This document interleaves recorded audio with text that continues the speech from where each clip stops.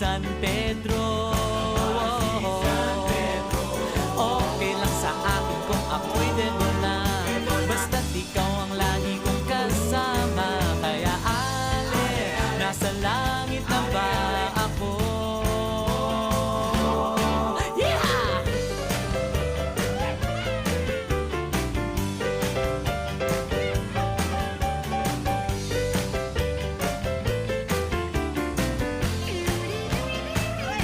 Alright, naman.